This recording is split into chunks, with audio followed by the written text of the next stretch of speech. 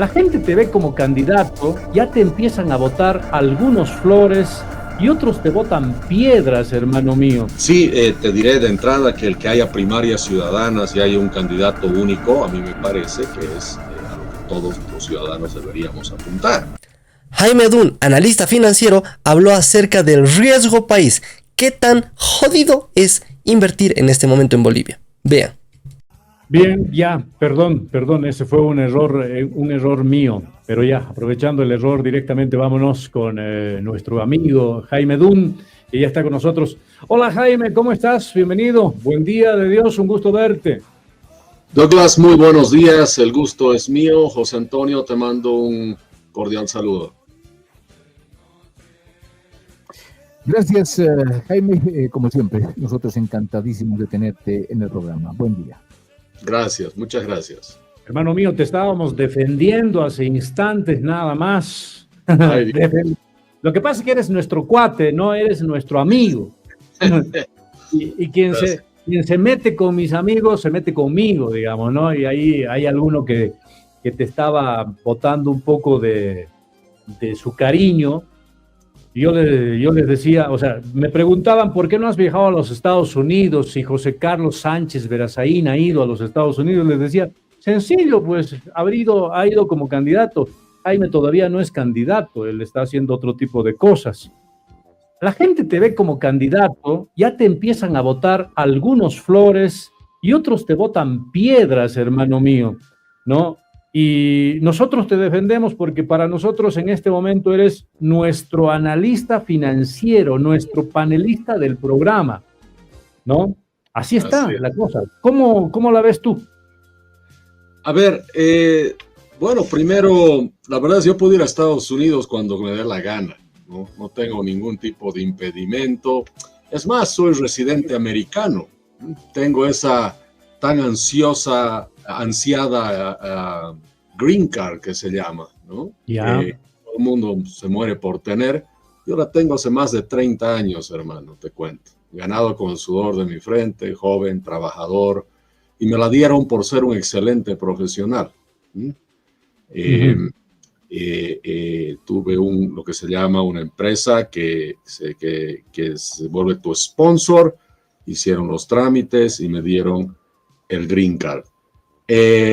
Mucha gente ha ido a la inauguración de Trump. Tengo muchos amigos que han ido. No sé bajo qué circunstancias irán unos y otros, pero tiene precio. Empieza también en $5,000 hasta $100,000, dependiendo qué tipo de invitación quieres tener y en qué lugar te quieres sentar. Eso también es importante. Y por supuesto hay una lista me imagino, de invitados particulares que solo tienen una invitación y punto, ¿no? Entonces, es así como funciona ese sistema. Que conozco a gente muy cercana a Trump, sí, he estado en El Salvador no hace mucho con la gente que rodea muy cerca a Donald Trump y estoy en contacto con ellos. Es más, mira, esta mañana yo estaba contactándome con algunos de ellos. Aquí están sus tarjetitas que me han dejado y bueno, no necesito viajar a Estados Unidos para ponerme en contacto con alguna de esta gente, hermano. Puedo llamar por WhatsApp cuando quiera. Bien, bien. Es bueno que lo aclares. A mí lo que me apena es que la Bolivia que tenemos, primero que nada dicen, cuando no hay nadie nuevo en escena, cuando están todos los viejos políticos, todos dicen, no, ya no por los viejos políticos, queremos algo nuevo, de una buena vez. Aparece algo nuevo y le empiezan a mentar la madre, ¿no? No, que José Carlos Sánchez Verazaín es pariente del Zorro, que ha tenido ligazones con el Pazzi, ha nacido siendo masista. No, que Jaime Dunn tiene ligazones por medio de su padre con ciertos manejos, que es parte de las logias, o sea, todo un show. O sea, nadie es bueno, ¿no? Si fuera matrimonio, nadie es bueno en Bolivia. Es lo que me parece malo. Dime tú. Sí, y no solo eso, Douglas, es increíble cómo la gente puede mentir tan descaradamente, inventarse cosas, ¿no? Y decir, no, es que fue esto, fue el otro, pero mira, ese es el tipo de sociedad en la que estamos, ese es el tipo de país que tenemos. Y es el tipo de cosas que tenemos que empezar a cambiar. Estamos rodeados de gente muy valiosa. Bolivia es un país de gente trabajadora, que quiere lo mejor, gente honesta, gente que está buscando cómo avanzar todos los días, amantes de la libertad, propiedad privada, queremos seguridad jurídica y avanzar. Y por supuesto, siempre va a haber, ¿no es cierto?, un grupo, ¿no?, un grupo de ciudadanos que se ganan la vida o pierden la vida, yo diría, porque no es vivir, ¿no es cierto?, insultando, remedando, buscando defectos. Ese es el típico ciudadano que, yo insisto, es minoría, mal educado, sus padres seguro han sido igual que ellos y sus abuelos también, porque es un tema cultural, ¿no es cierto? Y al final es parte del cambio que tenemos que hacer. Pero ese que insulta, ese que habla mal, ese que dice, pero yo lo vi en una foto con no sé quién, ¿no es cierto?, que se pasa el semáforo rojo, que coimea al policía, ese ciudadano boliviano, al final de cuentas, yo digo, es una víctima de un Estado que no sirve. ¿Y por qué te digo que es una víctima? Porque las instituciones bolivianas no funcionan, la ley no funciona, todos los sistemas que tiene Bolivia, el sistema educativo, no funciona. Entonces ese pobre hombre o mujer no ha aprendido bien, pues, si sus padres no le han podido enseñar, ¿no es cierto? Pero ese señor, ¿no es cierto?, cruza la frontera al Perú, al Brasil, o se va a un avión en Estados Unidos, y ahí se cuadra, ¿no? Deja de insultar, deja de hablar mal, respeta los semáforos, ¿no es cierto?, maneja bien, sin subir la velocidad. ¿Te das cuenta? Ese mismo boliviano, ese mismo que ataca y dice, cruza la frontera y se vuelve otra persona. Da pena a esa gente, pero al mismo tiempo da lástima y hay que ayudarla, no hay que despreciarla, no hay que insultarla. Antes de pasar al tema en el cual hemos concertado para hoy, yo quisiera decirte que yo no lo veo tan mal, Jaime Gato, no lo veo tan mal que hablen y empiezan a insultar, a hacer observaciones. ¿Sabes por qué, Jaime? Porque eso se llama comunicación paralela. Es antiético, pero se utiliza con mucha frecuencia. ¿Sabes cuál es el sentido de aquello? De que cuando ven a alguien bien posesionado, entonces hay que atacarle. Hay que atacarle y hay que destruirle y hay que bajarle, ¿no sé?, esa credibilidad que tienen. Y eso significa que está haciendo muy bien, pues, Jaime, porque si no te vieran como un peligro en la política nacional, les valdrías, ¿no? Pasaría desapercibido. Yo más bien lo veo estas críticas como alguien o un sector que tiene miedo de que aparezca una persona capaz y honesto como vos. ¿Para qué? ¿No? Para que, y va a ir descabezando algunos líderes, supuestos líderes que quieren aparecer, que quieren emerger, pero que no tienen esa capacidad. Primero. Segundo, en lo que hablábamos con respecto a los viajes, yo decía en la antesala de esa nota, lo importante, hacer política adentro. ¿Para qué afuera? ¿Donald Trump va a votar? No, los contactos se los puede hacer, se los puede tener, pero aquí el que tiene que hacer campaña tiene que ser aquí a la interna y con los bolivianos. No sacarse una foto en Estados Unidos diciendo que yo he ido, como lo hacía Jaime Solís, por ejemplo, mostrando su invitación. Ahora nos enteramos de que tiene un precio. Y si él puede pagar ese precio, puede ir. Entonces, yo también podía haber ido de invitado si tenía $100,000. Así de sencillo. Pero aquí lo importante es que la gente, querido Jaime, es mucha la que te está pidiendo y que en algún momento nosotros, yo lo he manifestado, ojalá que en algún momento Jaime Dunn nos sorprenda. Ojalá sea más pronto que tarde, pero lo importante es que tenemos que saber diferenciar y sobre todo, Jaime, decirte, no te jales. Yo lo veo con buenos ojos esas críticas, porque lo que significa es que te están viendo como un peligro. Y si te ven como peligro, bueno, pues es porque algo saben, ¿no crees?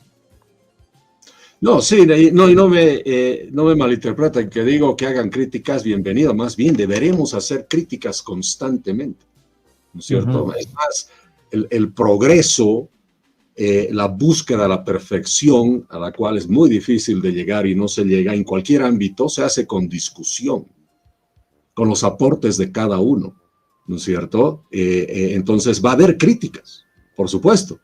Lo único que me refería es que tratemos de que las críticas sean constructivas, ¿Mm?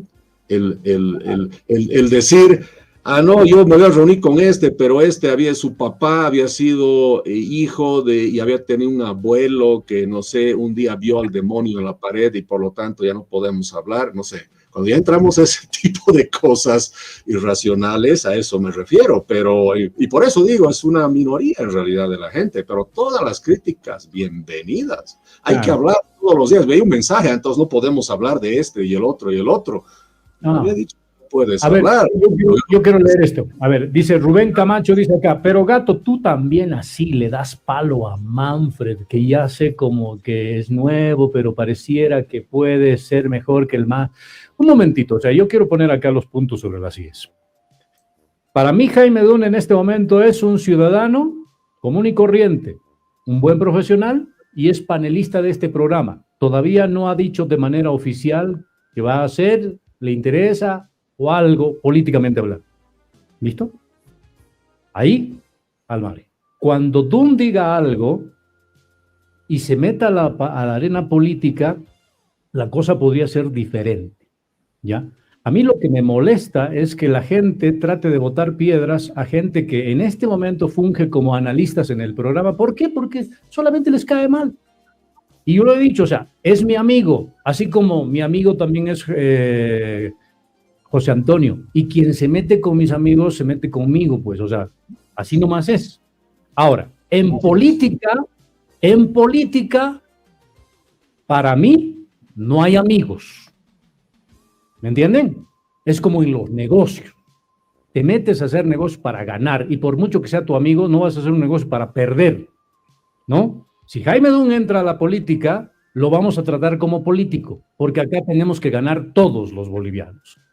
Pero hasta que eso no pase, a mí me molesta que la gente entre al chat y trate de botar piedras a nuestros amigos. Eso que quede claro. Jaime Dunn es invitado acá como analista financiero, como financista, ¿no? Analista financiero. Y hoy vamos a hablar precisamente de eso, de analizar financieramente cómo está el país.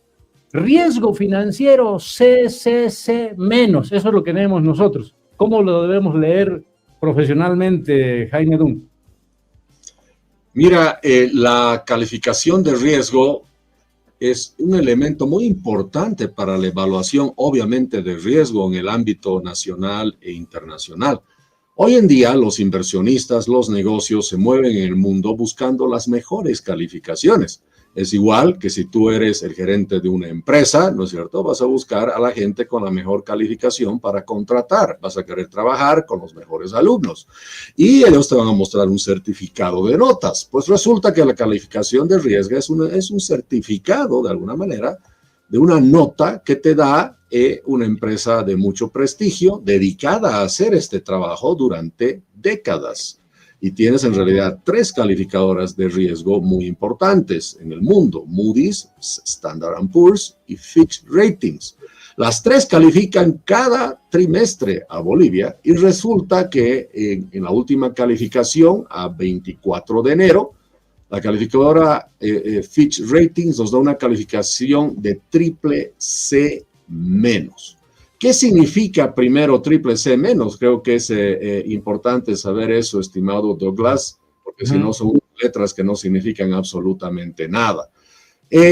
Primero, la descripción de triple C menos, que es una de las más bajas dentro de la escala de calificación crediticia, es decir, unas notas más bajas que hay, denota emisores, en este caso Bolivia, que es un emisor de deuda, que enfrenta un alto riesgo de incumplimiento, ¿no? Entonces, esta calificación indica que Bolivia se encuentra en una situación financiera extremadamente vulnerable. Es como en la central de riesgos para los que vamos a prestarnos plata al banco. Algo así, ¿no? Con una calificación muy baja o con un crédito no calificado muy bajo, ¿no? Entonces, no solo que estás en situación vulnerable, sino que las condiciones actuales sugieren que la capacidad para cumplir con tus obligaciones el día de mañana está altamente comprometida, ¿no? Significa igual baja solvencia, que para cumplir con tus obligaciones de deuda dependes de condiciones económicas, financieras que tienen que ser muy favorables y hoy en día no tienes eso. También significa una ausencia de perspectiva estable, ¿no? Es decir, que las condiciones en las que estás te pueden hacer tambalear hacia el piso en cualquier momento bajo cualquier circunstancia, digamos, no estás con la fortaleza necesaria y tienes dificultad principalmente para acceder a financiamiento. Eso no es secreto. El gobierno no accede a créditos, nadie le presta, ¿no es cierto? Y se le presta es a tasas muy altos. Y por eso los emisores con calificaciones triple C menos suelen tener siempre acceso muy limitado o nulo a los mercados internacionales. Bolivia lleva ya prácticamente 5 o 6 años tratando de entrar a los mercados internacionales y no lo puede hacer por la percepción de riesgo extremo por parte de los inversionistas. Y con esto termino para saber triple C menos. Bueno, resulta que la Argentina es triple C hoy en día con Milei. Y nosotros C menos. ¿Qué significa eso? A partir de hace 4 días atrás o 3 días atrás, la calificación de riesgo de Bolivia es más baja que de la Argentina. O sea, somos el segundo país más riesgoso de Latinoamérica y el Caribe después de Venezuela. Antes era Argentina. Pero como la calificación de riesgo de la Argentina está subiendo, estaba cercana a la doble C, después doble C más, triple C menos, ahora está en triple C. La de Bolivia al revés, mientras la calificación de Bolivia cae, la de la Argentina sube. Y resulta ahora que nosotros estamos debajo de la Argentina. Eso es lo que significa triple C. Bien. En síntesis yo puedo decir que, bueno, si por ejemplo, el Banco Mundial nos presta plata, no vamos a poder devolver, no tenemos con qué. 1. 2, que los inversionistas, si vienen a Bolivia, tienen el riesgo de que lo van a perder todo porque no hay seguridad jurídica. Así más o menos, es lo que nos quieren decir con su triple C menos.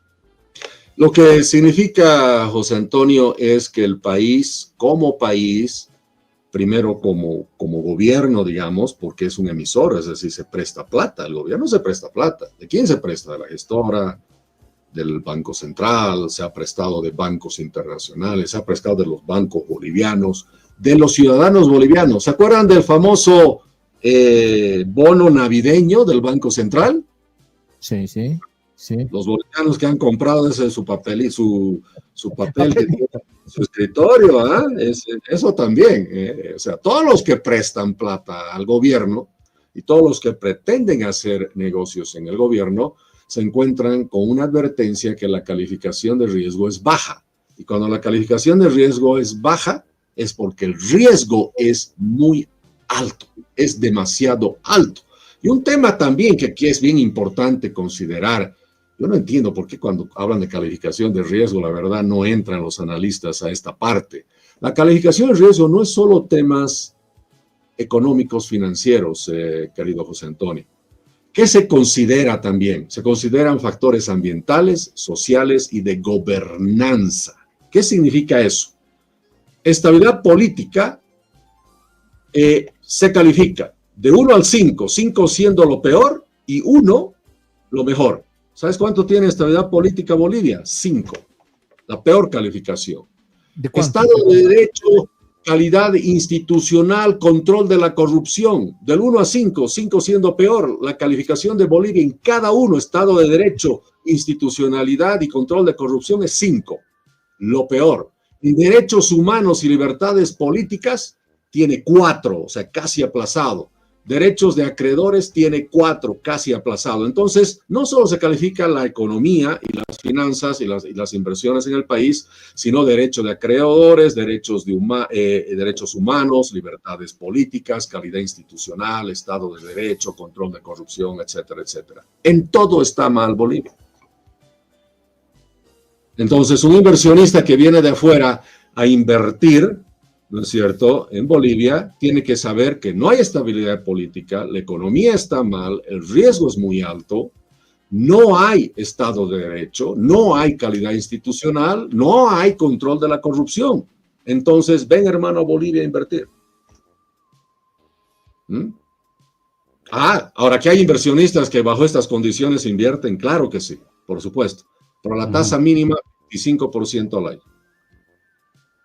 O 30% al año. ¿No? Entonces, el otro efecto que tiene una calificación baja es que el costo de financiamiento se vuelve muy alto. Es decir, para tú estar en Bolivia tienes que tener una rentabilidad de mínimamente 25%, hermano, para que justifique el riesgo que tomas. Y esto va también para todos los emprendedores bolivianos y empresas bolivianas.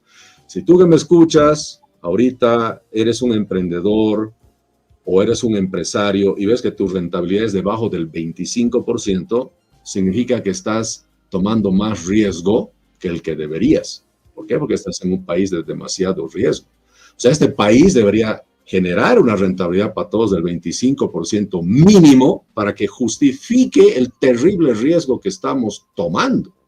Por eso se va la gente al Paraguay, pues, porque el riesgo es mucho más bajo y con una rentabilidad del 10-8% la gente está feliz. Pero aquí, para que tú estés feliz en Bolivia, feliz entre comillas, tienes que ganar por lo menos 25%, dado el tremendo riesgo que tiene este país. Bien. José Antonio. De 100 bolivianos que inviertas, haremos esto, tienes que ganar 25, ¿no? Para estar, digamos, en nuestro país, para estar relativamente bien. Caso contrario, no estamos bien. Es así más o menos, Jaime. Sí, así es. Por ejemplo, los bonos de deuda de Bolivia se transan en los mercados internacionales y ahorita hay gente que los compra. Pero ahorita el rendimiento es alrededor del 22-23%. Por eso te hablo de un 25%.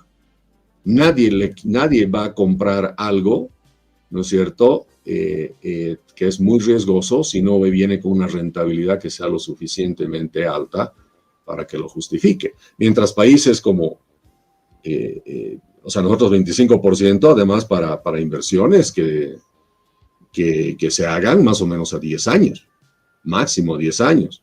Mientras que vos tienes países como Paraguay, y por supuesto voy a ir a otros extremos, Estados Unidos, Japón, Suiza, etcétera, que a 10 años se financian al 2%, al 3%,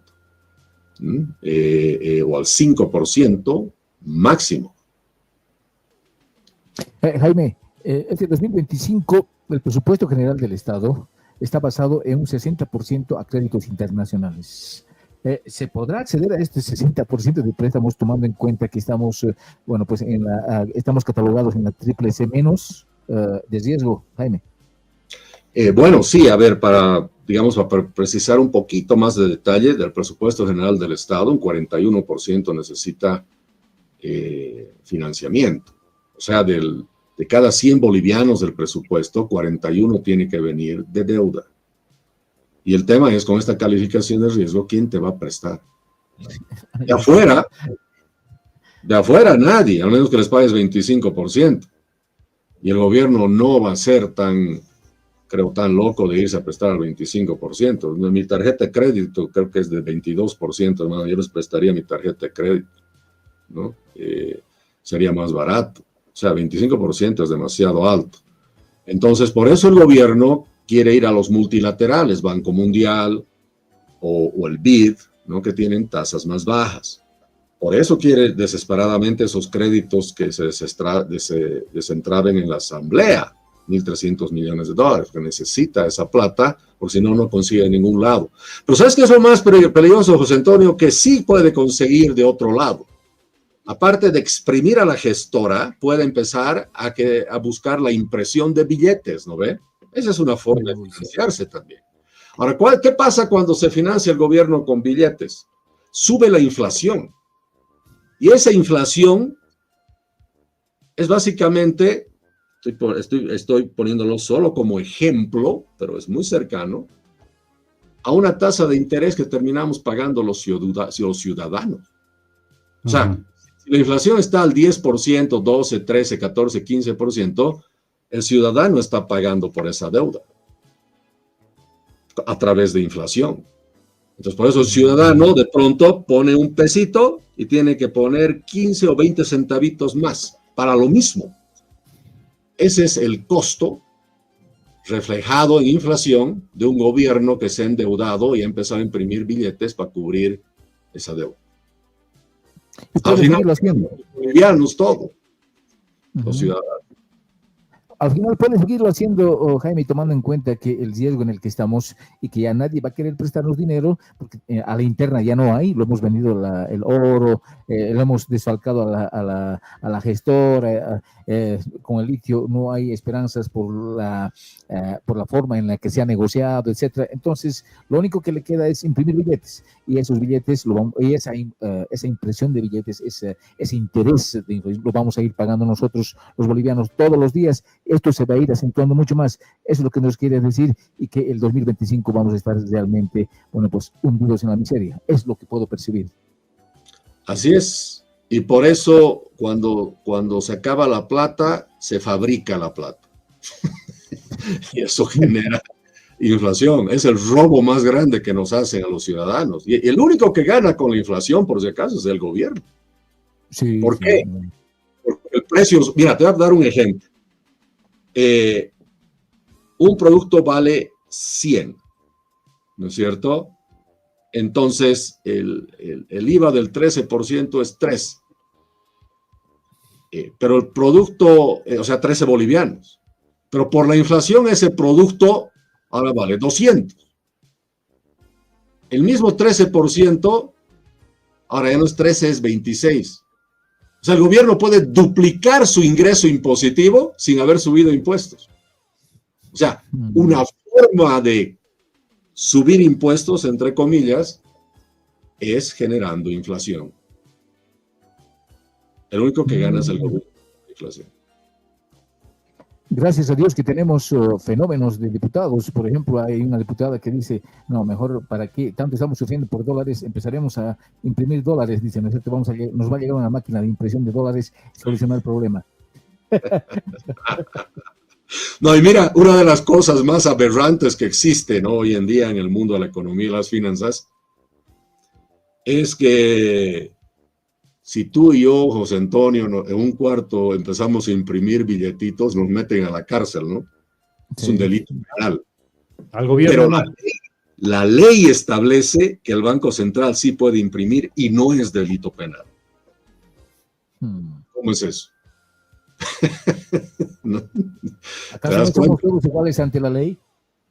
No somos iguales ante la ley. El gobierno siempre se da el lujo de hacer cosas que los ciudadanos de a pie no podemos hacer y nos meten a la cárcel, lamentablemente. Por eso hay quienes dicen que hay que dinamitar el Banco Central o hay que cerrarlo, ¿no?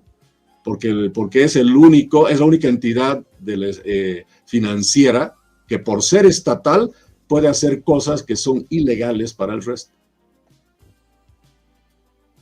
Bien, Jaime, una consulta. Yo sospecho que esta administración estatal, que esta gestión más la anterior, están tratando de llevarnos a el abismo económico premeditado, ¿ya? Y que de alguna u otra manera esa va a ser su estrategia para tumbar al próximo gobierno, si es que ellos no tienen la posibilidad de, ¿qué te digo?, tomarlo, ya sea de la manera democrática o algo. Pero sospecho que eso es lo que va a suceder. En el caso hipotético de que en unas próximas elecciones tengamos otro gobierno en manos de otra administración, no dentro del socialismo, ¿qué debería hacer el próximo gobierno para tratar de salir de la crisis lo más rápido posible? Digo lo más rápido posible porque en el tiempo está el peligro, o en la tardanza está el peligro, porque el MAS puede sacar a sus bases sociales como la sacaron en Argentina para tumbar a Milei en su periodo inicial. ¿Me entiendes? Hay algo que hacer. ¿Qué se tiene que hacer? No solamente el gobierno, sino los bolivianos también tenemos que prepararnos, digo yo, para salir de la crisis. Voy contigo, por favor. Bueno, mira, cuando tú ves un presupuesto general del Estado del 2025, en una economía que está en crisis porque el gasto público desenfrenado y el alto consumo que ha generado una burbuja de bonanza son el problema. Esperarías pues que el presupuesto general del Estado sea pues un presupuesto que mide el gasto, que ponga la austeridad encima de todas las cosas. Es lo que una familia inteligente haría cuando ya no tienen los papás ingresos, ¿no es cierto? Y tienen pocos ahorros. Pero ves todo lo contrario, se incrementa el gasto 12%, se dice que el crecimiento va a ser más bajo y al mismo tiempo alrededor del 3.5%, cuando generalmente está 3.7, 4%. La inflación que siempre ponen debajo del 4%, ahora la ponen en 7,5%, es decir, nos anuncian que va a haber impresión de billetitos. Por primera vez la verdad yo no sé si son más de 2 décadas, por lo menos 15, 18 años, que ponen un déficit fiscal del 9.2%, es decir, este gobierno ha dicho claramente, nosotros señores vamos a gastar más de $5,000 millones más de lo que vamos a recibir en ingresos. Y te dicen que la inversión pública, que es componente grande del gasto, va a estar sobre los $4,000 millones. Un tipo de gasto público que hemos tenido en las épocas de auge, de bonanza, ya por el 2011, 12, 13. Y te dicen al mismo tiempo que el presupuesto le falta el 41% de dinero, que es un presupuesto para el cual no hay plata. Entonces, si tú me dejas, ¿no es cierto?, sobre la mesa un menú, ¿no?, o un manual presupuestario que me dice todas esas cosas y me da una guía y una idea de por dónde va todo, en resumen me dices menos crecimiento, más inflación, más gasto público, más déficit, y en el fondo me estás diciendo más devaluación. Lógicamente, estimado Douglas, la conclusión a la que uno llega es, estos están dejando una bomba de tiempo. Más aún cuando hacen todo lo posible para que no se pueda discutir en la asamblea. Mandan tarde la información, la esconden, mueven a su gente para que la asamblea no pueda aprobar. Es decir, para que no sea el presupuesto discutido como debe de ser. Entonces, al final, lo aprueba el presidente con su firma. Claramente, todo eso da indicios de que hay mala fe en todo esto. Es muy entendible eso, Douglas. Bien. ¿Alguna consulta en la capital? Tengo una de la audiencia, si me lo permites, por favor. A ver, Ricardo Pérez.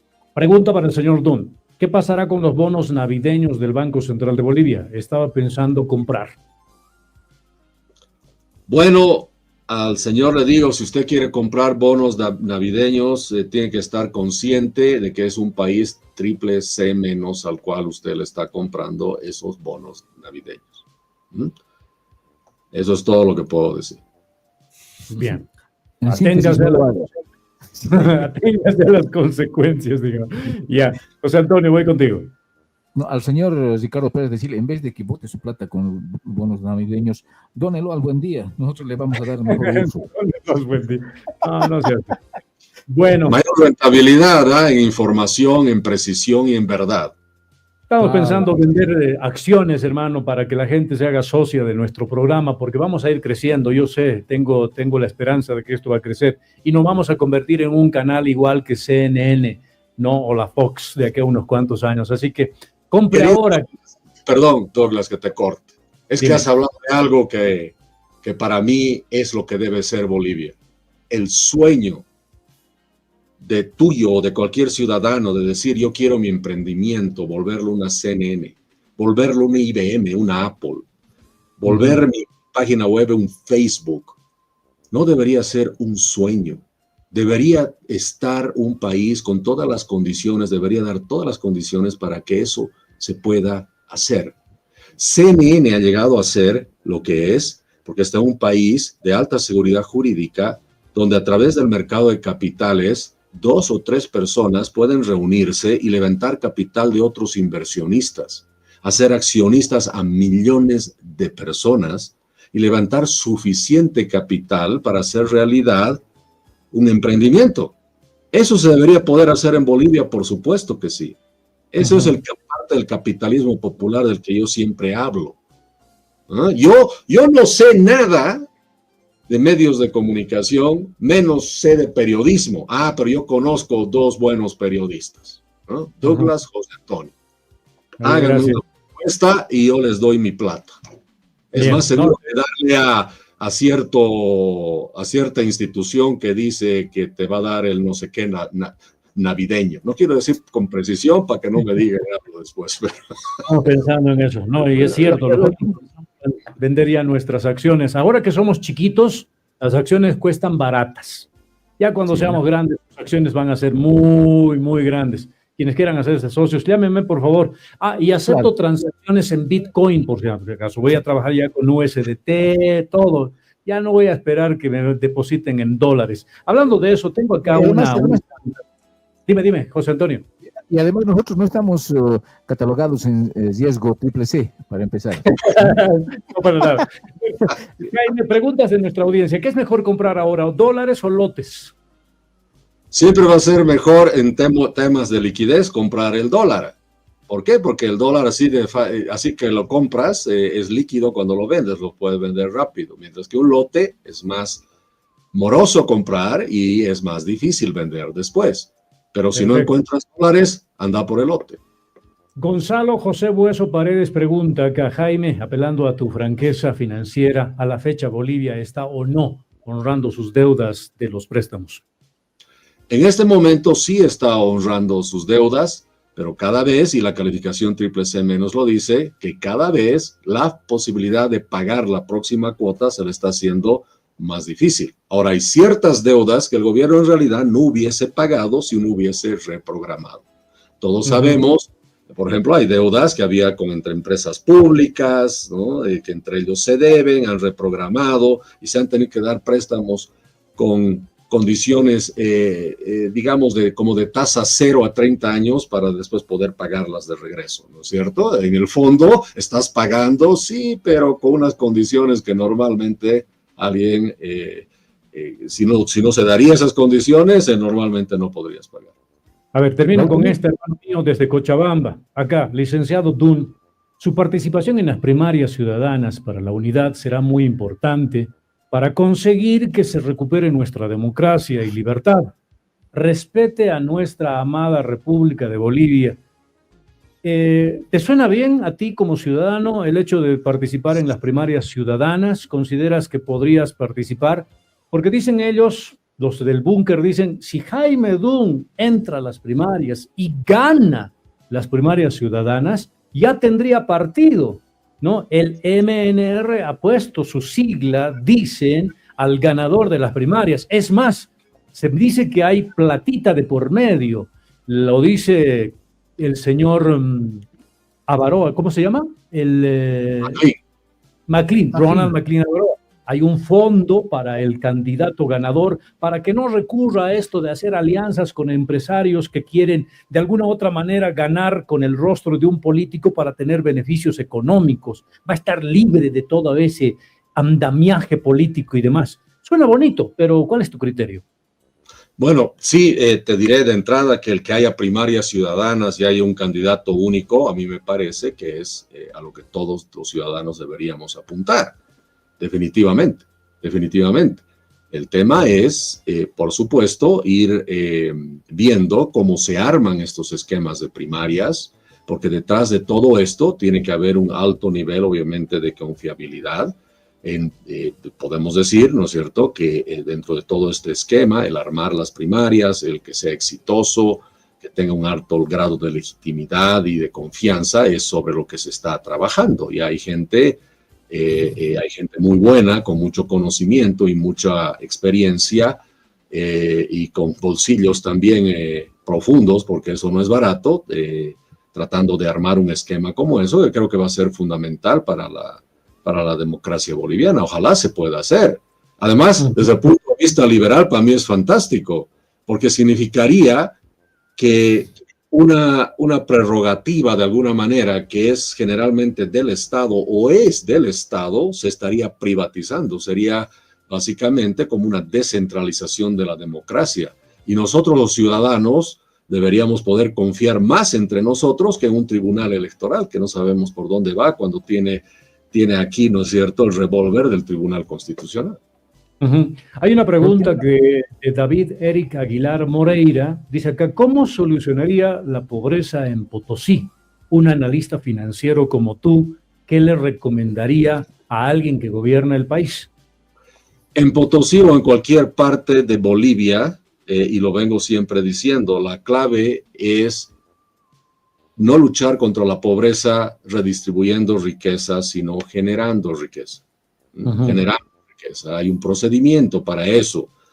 El poder, en el caso de Potosí, ¿no es cierto?, recursos naturales que deben transformarse en algo que es útil para alguien, que se puedan comercializar, y el dinero, las ganancias de que ir directo a la gente de Potosí, porque a ver, los amigos en Potosí, que yo quiero tanto, ¿no?, siempre me decían: Jaime, mira qué lindo el Cerro Rico de Potosí, nos saquemos una foto con el Cerro Rico de Potosí. Yo siempre he preguntado, cuando he ido a Potosí, he estado mucho tiempo allá, unos días con la gente tan amable, tan linda gente potosina, pero yo siempre les preguntaba: ¿por qué el Cerro Rico, por qué el Cerro Rico de Potosí es rico y ustedes no?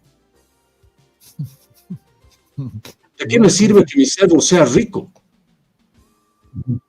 ¿Ah? ¿De qué me sirve Bolivia rica? Oh, vamos a hacer de Bolivia un país rico. ¿Qué me importa? O sea, yo no quiero que Bolivia sea rica, yo quiero que los bolivianos seamos ricos. Muy bien. La última, querido Douglas, por favor. Jaime, del 1 al 100, ¿en cuánto estamos en una posible udepización del país en estos momentos? De 1 al 100, a ver, tú tienes exceso de gasto, tienes falta de financiamiento, tienes ya impresión de billetes, presión inflacionaria, incremento de costos de importaciones, estás importando un 60-70% de tus bienes e insumos a precios de 40-50% más. Tienes una desaceleración en el crecimiento económico combinado con un incremento del nivel de precios, lo cual te lleva a una especie de esta inflación, y tienes reservas a niveles muy pequeños. En efectivo solo quedan 47 millones de dólares, ¿no? De cuando tenías 1,000 millones de dólares, 47 millones de dólares. Claramente estás llegando a una situación compleja donde puede esto reventar en una hiperinflación si el gobierno mantiene el ritmo de gasto que quiere mantener, y las expectativas de la gente se cambian hacia el proteger totalmente mi patrimonio, que todavía no hemos llegado a ese nivel. Dicho eso, ponerle un número de 1 a 100 con precisión es obviamente, sería muy arrogante yo decir 20.5, ¿no es cierto? Pero sí te puedo decir que estás básicamente a unas pocas decenas de llegar a 1. Muy bien. Gracias, Jaime, por tu... Si acaso tengo que aclarar, ¿no? Siendo 1 lo peor. Ya. Muy bien, Jaime, gracias. Gracias por tu criterio. Hemos analizado un poco esta calificación CCC- de Bolivia y hemos acudido también a algunas consultas de nuestra audiencia el día de hoy. Nos reencontramos la próxima semana, o si hay algo bastante importante en el ámbito financiero en Bolivia y el mundo, obviamente pues vamos a recurrir también a tu criterio profesional. Muchísimas gracias, Jaime. Gracias a ustedes, Douglas. José Antonio, empiecen a trabajar en su prospecto de emisión de acciones para el programa Buen Día. A partir de agosto, septiembre, seguro va a haber mejores oportunidades de hacer ese sueño realidad. Un abrazo grande. Me encantan las entrevistas que tiene Douglas Romay junto a José Antonio Rivas y junto a Jaime Dunn. ¿Por qué? Porque me parece que son los dos únicos periodistas. Ya lo he dicho 20,000 veces y no me voy a cansar de decirlo, pero me parece que son, bueno, no sé si los únicos, pero están en el top 5 periodistas que no maman a la gente para conseguir lo que quieren. Entonces me parece muy importante por un lado eso. Me parece muy importante también rescatar el hecho de que presentan a Jaime Dunn como un analista financiero y no como un precandidato, que muchas veces lo han intentado hacer ver como un precandidato, cuando él ni siquiera es precandidato todavía. Ahora, pongan que va de precandidato. No tendría nada de malo, porque sus ideas son muy interesantes.